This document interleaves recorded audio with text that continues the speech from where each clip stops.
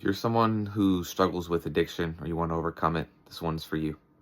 Look, we've all been there. We've all been addicted to something. Addictions can come in, I think, almost any single form. I think some of the biggest addictions that we have, though, for sure, or you see a lot of people facing in today's world, are things like pornography, drugs, alcohol, money, things of that nature.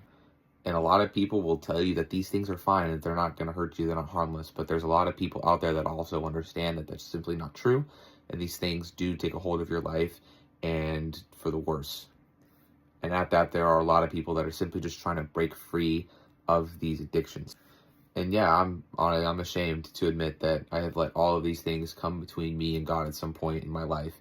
But I'm also happy to say that I have found ways to break free of these. And even though sometimes I find myself wanting to give in again, I feel like I have the strength to stand up against these things and not let them take my life over again like they used to. It doesn't matter what addiction you have.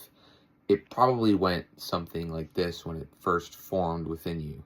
You got your hands on something, maybe something that you originally didn't even really want to see yourself doing, but you just felt compelled to try it or do it. And after trying it or doing it, you liked it. And it made you want to try again. And the next time you did it, you liked it more. And so on and so forth.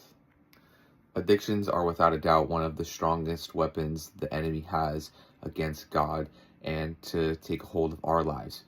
In case you forgot, the world that we're living in is corrupt. It is taken over by the enemy, and all of these worldly things are things that get between you and God.